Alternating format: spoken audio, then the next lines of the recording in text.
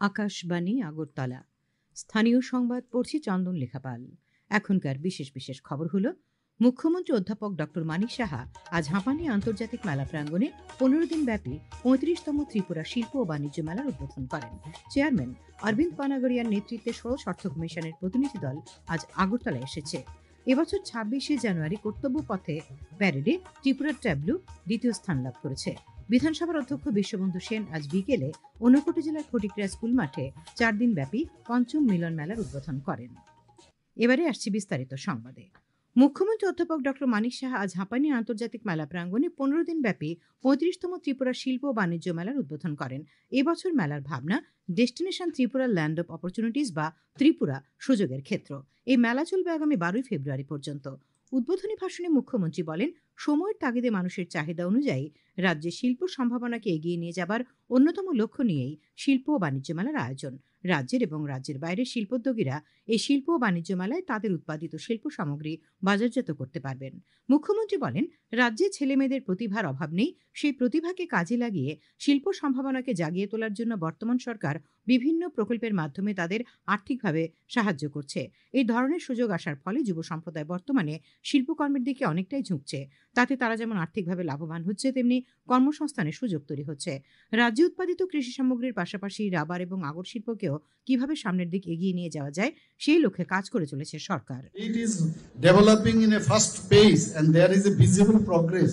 এবং শুধু তাই নয়, আমাদের ত্রিপুরা নর্থ ইস্টের মধ্যে a fast growing state in terms of development.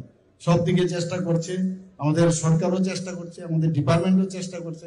আমি ইন্ডাস্ট্রি ডিপার্টমেন্টকে ধন্যবাদ দেব যে আরো বেশি কি করা যায়, নতুন নতুন কিছু করা যায় কিনা। কর্মসংস্থানের কথা আমরা যেটা বলছি, সেটা আরো বেশি করে কিভাবে কর্মসংস্থানের সুযোগ করা যায় সেই কাজগুলো করার জন্য। উদ্বোধনী অনুষ্ঠানে উপস্থিত ছিলেন শিল্প ও বাণিজ্য মন্ত্রী শান্তনা চাকমা, শিল্প ও বাণিজ্য দপ্তরের প্রতিমন্ত্রী বৃষকেতু দেববর্মা, বিধানসভার উপাধ্যক্ষ রামপ্রসাদ পাল, আগরতলা পৌর নিগমের মেয়র তথা বিধায়ক দীপক মজুমদার প্রমুখ। এবারের মেলায় রাজ্য এবং বহির্রাজ্যের মোট 576টি স্টল রয়েছে। বহির্রাজ্যের 150 জনেরও বেশি বিনিয়োগকারী মেলায় অংশ নিয়েছেন। চেয়ারম্যান অরবিন্দ পানাগড়িয়ার নেতৃত্বে ষোড়শ অর্থ কমিশনের প্রতিনিধি দল আজ আগরতলা এসে পৌঁছন। রাজ্য সরকারের এক আধিকারিক জানান, ষোড়শ অর্থ কমিশনের প্রতিনিধি দল আগামীকাল মুখ্যমন্ত্রী অধ্যাপক ডক্টর মানিক সাহা এবং তার মন্ত্রিসভার সদস্য, মুখ্য সচিব এবং অন্যান্য সচিবদের সঙ্গে বৈঠকে মিলিত হবে। তাছাড়া বিভিন্ন রাজনৈতিক দলের প্রতিনিধি, স্বায়ত্তশাসিত প্রতিষ্ঠান এডিসি, ত্রিপুরা চেম্বার অব কমার্সের প্রতিনিধিদের সঙ্গেও অর্থ কমিশনের চেয়ারম্যান পৃথকভাবে বৈঠক করবেন। মহাকুম্ভ 2025 স্বর্ণিম ভারত বিরাসত और বিকাশ বিষয়ক উত্তরপ্রদেশের মুখনাট্য এবছর 26শে জানুয়ারি নতুন দিল্লির কর্তব্য পথে অনুষ্ঠিত প্যারেডে সেরা ট্যাবলুর পুরস্কার জিতেছে। এদিকে ত্রিপুরার eternal reverence the worship of 14 deities in Tripura Kharchi Puja বিষয়ক মুখনাট্যটি দ্বিতীয় স্থান পেয়েছে এবং অন্ধ্রপ্রদেশের মুখনাট্য এটিকোপ্পাকা বোম্বালু বা পরিবেশ বান্ধব কাঠের খেলনা তৃতীয় পুরস্কার জিতেছে। কেন্দ্রীয় মন্ত্রক এবং বিভাগগুলির মধ্যে আদিবাসী বিষয়ক মন্ত্রকের জনজাতি গৌরব বর্ষ সেরা ট্যাবলুর পুরস্কার জিতেছে। ইতিমধ্যেই সেরা মার্চিং কন্টিনজেন্ট পুরস্কার জিতেছে জম্মু ও Kashmir rifles contingent in services. Delhi police marching contingent CAPF এবং অন্যান্য সহায়ক বাহিনীর মধ্যে পুরস্কার জিতেছে। কেন্দ্রীয় পাবলিক ওয়ার্কস ডিপার্টমেন্ট এবং জয়তী জয় মম ভারতম নৃত্য গোষ্ঠী বিশেষ পুরস্কার পেয়েছে। এছাড়াও গুজরাট তার স্বর্ণিম ভারত বিরাসত और বিকাশ মুখনাট্যের জন্য জনপ্রিয় পছন্দের বিভাগে সেরা ট্যাবলুর পুরস্কার জিতেছে। মুখ্যমন্ত্রী অধ্যাপক ডক্টর মানিক সাহা রাজ্যের ট্যাবলু প্রদর্শনীর সঙ্গে যুক্ত সবাইকে শুভেচ্ছা ও অভিনন্দন জানিয়েছেন। তিনি বলেন, এই পুরস্কার এক অসামান্য প্রাপ্তি। মুখ্যমন্ত্রী প্রধানমন্ত্রী নরেন্দ্র মোদীর প্রতিও আন্তরিক কৃতজ্ঞতা ও ধন্যবাদ জানিয়েছেন। সিপিআইএম এর 24তম রাজ্য সম্মেলন আজ থেকে আগরতলা টাউন হলে শুরু হয়েছে। এই উপলক্ষে আজ আগরতলা শহরে প্রকাশ্য সমাবেশ হয়। সমাবেশে বক্তব্য রাখতে গিয়ে সিপিআইএম রাষ্ট্রীয় সমন্বয়ক প্রকাশ কারাত অভিযোগ করেন, বর্তমান কেন্দ্রীয় সরকার সংবিধানকে নিজের সুবিধা অনুযায়ী সংশোধন করার চেষ্টা করছে। তা সম্পূর্ণ জনবিরোধী প্রয়াস। দেশের সংসদীয় কাঠামোকে বিনষ্ট করার চেষ্টা চলছে। বর্তমানে কেন্দ্রীয় সরকার মুষ্টিমেয় পুঁজিপতিদের স্বার্থ রক্ষায় কাজ করছে। এর ফলে গত 11 বছরে দেশে ধনী ও গরিবের মধ্যে অসামঞ্জস্য আরও অনেক বেশি বেড়েছে।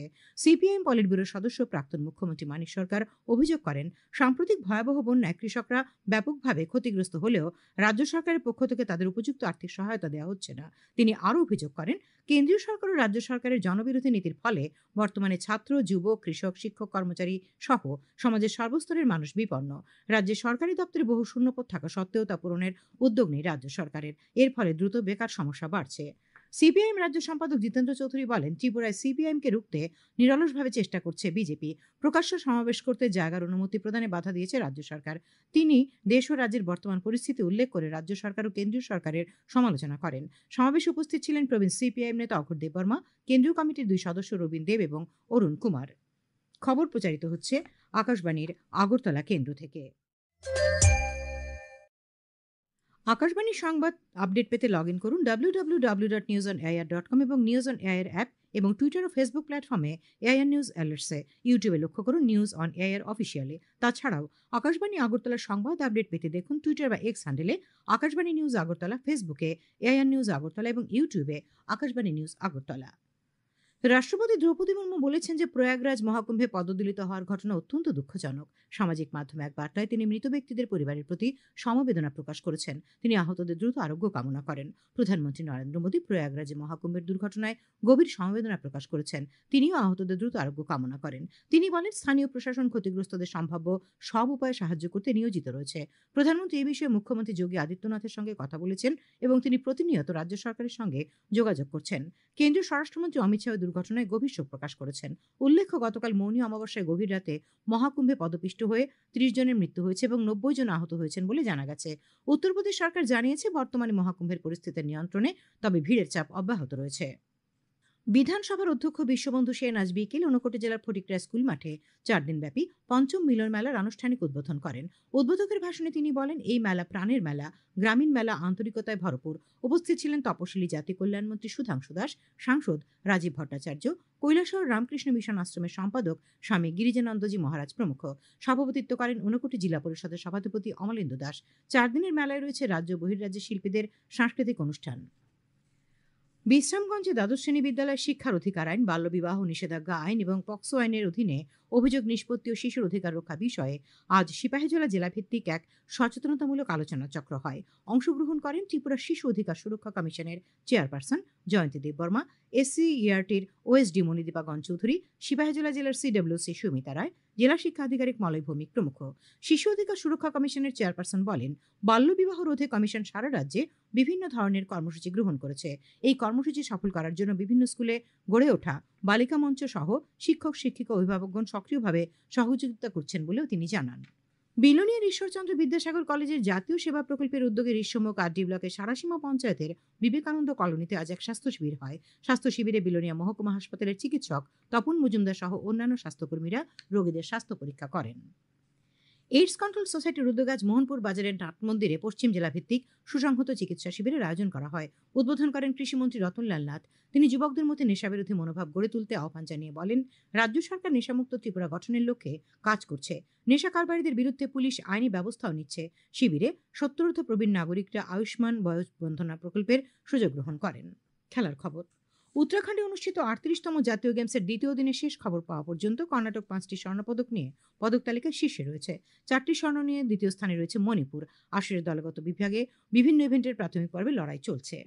ত্রিপুরা ক্রিকেট অ্যাসোসিয়েশন পরিচালিত সদরের অনূর্ধ্ব 15 বছরের ক্রিকেট প্রতিযোগিতায় আজ 3টি খেলা হয়। নরসিংগড়ের পঞ্চায়েত মাঠে এনএসআরসিসি 132 রানে শতদল সংঘ কোচিং সেন্টারকে, নেপকো মাঠে মৌচাক কোচিং সেন্টার 36 রানে ক্রিকেট অনুরাগী কোচিং সেন্টারকে এবং তালতলা মাঠে চাম্পামোড়া কোচিং সেন্টার 8 উইকেটে জিবি কোচিং সেন্টারকে পরাজিত করে। কাজল স্মৃতি ফুটবল প্রতিযোগিতায় আজকের খেলায় ডনবস্কো স্কুল জয়লাভ করেছে। উমাকান্ত মিনি স্টেডিয়ামে অনুষ্ঠিত খেলায় ডনবস্কো স্কুল 5-0 গোলে এমকে প্লে সেন্টারকে হারিয়ে দেয়। এছাড়া পল্লীমঙ্গল স্কুল ও টাকারজলা স্কুলের মধ্যে দিনের অপর খেলাটি গোলশূন্যভাবেই ড্র হয়েছে। আবহাওয়া। আগামীকাল আকাশ পরিষ্কার থাকবে, সকালে কুয়াশা পড়বে। আগামীকাল তাপমাত্রা সর্বোচ্চ 25 ডিগ্রি সেলসিয়াস এবং সর্বনিম্ন 15 ডিগ্রি সেলসিয়াসের কাছাকাছি থাকবে। আজ দিনের সর্বোচ্চ তাপমাত্রা ছিল 26.8 ডিগ্রি সেলসিয়াস এবং সর্বনিম্ন 12.6 ডিগ্রি সেলসিয়াস। শেষ করার আগে খবরের বিশেষ বিশেষ অংশগুলি আর একবার। মুখ্যমন্ত্রী অধ্যাপক ডক্টর মানিক সাহা আজ হাঁপানি আন্তর্জাতিক মেলা প্রাঙ্গণে 35তম ত্রিপুরা শিল্প বাণিজ্য মেলার উদ্বোধন করেন। চেয়ারম্যান অরবিন্দ পানাগড়িয়ার নেতৃত্বে ষোড়শ অর্থ কমিশনের প্রতিনিধি দল আজ আগরতলা এসে পৌঁছেছে। এবছর 26শে জানুয়ারি কর্তব্যপথে অনুষ্ঠিত প্যারেডে ত্রিপুরার টেবলু দ্বিতীয় স্থান লাভ করেছে। বিধানসভার অধ্যক্ষ বিশ্ববন্ধু সেন আজ বিকেলে ঊনকোটি জেলার ফটিকরা স্কুল মাঠে পঞ্চম মিলন মেলার উদ্বোধন করেন। স্থানীয় সংবাদ আজকের মতো এখানেই শেষ হলো।